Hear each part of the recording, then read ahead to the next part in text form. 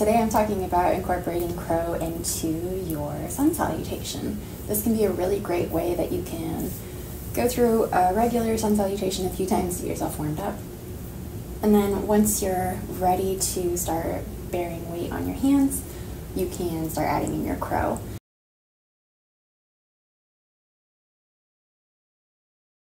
Let's talk quickly about the jump forward into crow if you're incorporating it after down dog. For me, I find that the smaller the jump, the more likely I am to land it. So we'll try shortening our down dog and then jumping into it. When you're going to jump into your crow, let's do a little shortened. You're going to want to look where you would for crow. Not between your thumbs, but forward. Because remember, you want to get everything set up for crow, and then your knees touching your triceps is just like the last thing that happens, other than receiving and pushing into the ground. So from your, this is a pretty short down dog. Get even a little bit shorter just to exaggerate it. Grab the ground like you would for crow. Look forward like you would for crow. Spin your elbow creases forward so that you can bend your elbows down for crow. And now let's baby jump. So normally if you set up for crow here, you're just setting up from here. As far back as you can. It's like a 1-inch jump, right? So from here, we'll walk it back a little bit more. Really grip the ground. Maybe you have your face plant pillow ready because the likelihood that you'll go forward is higher, so please use extra caution the farther back that you go.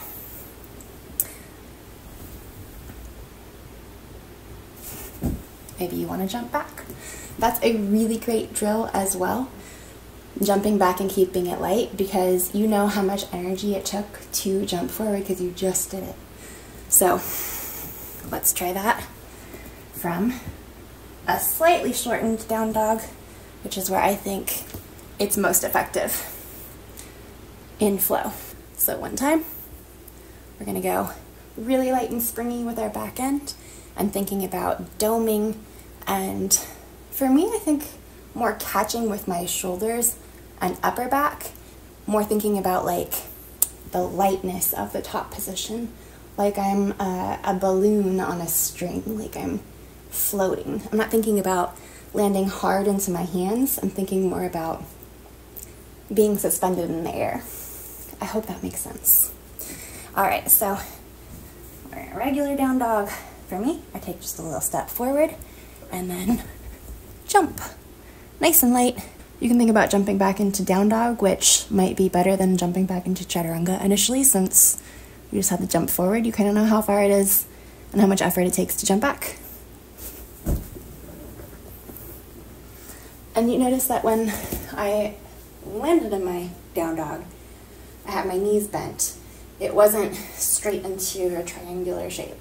With all of this stuff, you want to be really gentle on your body, so thinking about, not that I've ever done parkour, but the way that they teach it is when you land a jump, you roll with it. You've seen that, right?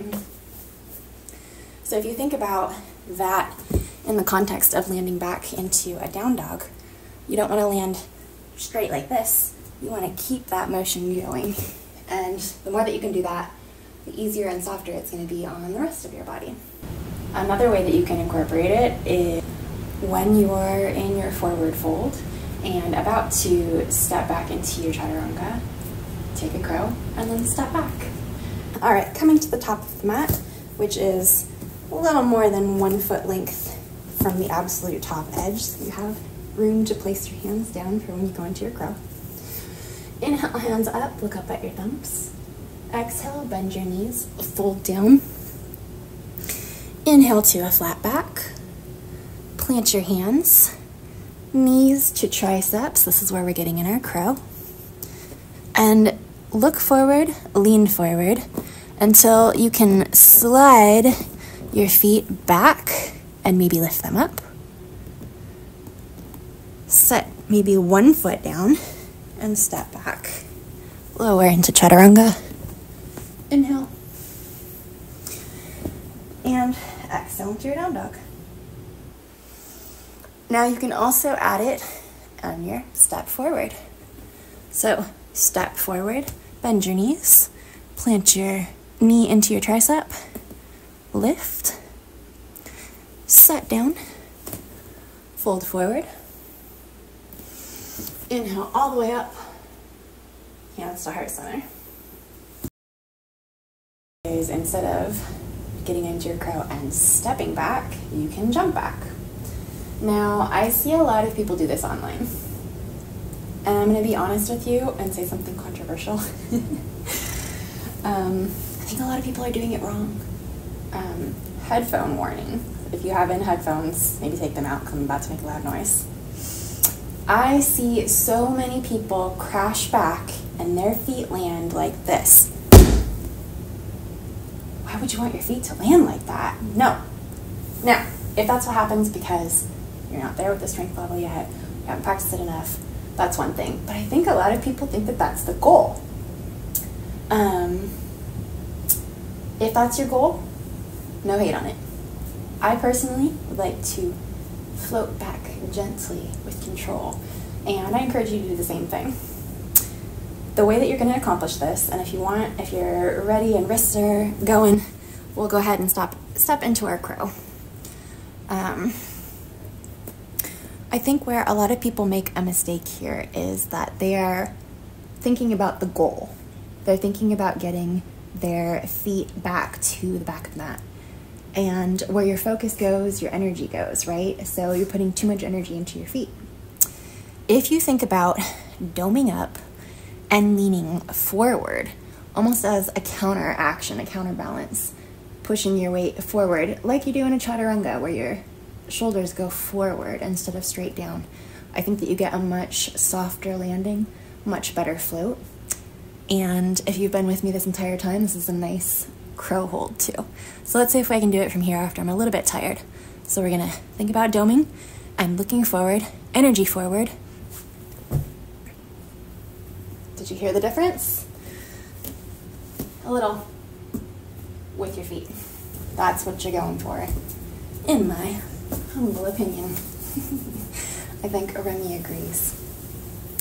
This is going to be much gentler on your joints, on your body overall, and honestly, it'll help a lot when it comes to time to jump forward and through.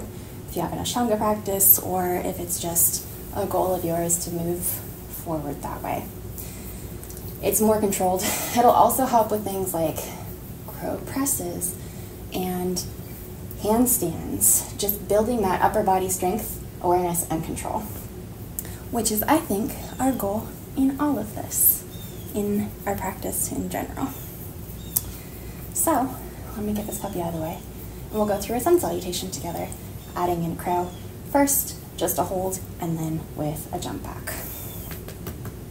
And go place.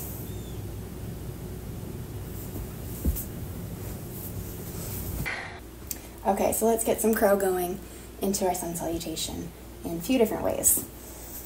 In this, I encourage you to take as many or as few as it makes sense to you, but don't push yourself to land every single one, especially if you've not done any of these before. Be safe. It's a new thing. Let's go. Inhale, arms up, look up at your thumbs. Exhale, bend knees, fold down. Inhale, plant hands, crow pose. Exhale, shoot back to chaturanga, thinking forward, not down. Inhale, upward facing dog. Exhale, downward facing dog. I'm going to walk in my dog a little bit. And on the bottom of an exhale, jump forward. Plant your feet. Inhale to a flat back. Exhale, fold. Inhale, come all the way up. Exhale, hands to heart center. All right, so I hope that that was helpful in finding maybe some inspiration, some ways that you can incorporate crow into your sun salutation. The more that you incorporate it, the more that you do it, the more that you practice, the better that you'll get. And trying it from a few different angles and entry points might help to take your practice to the next level. So have fun, be safe, and I will see you soon.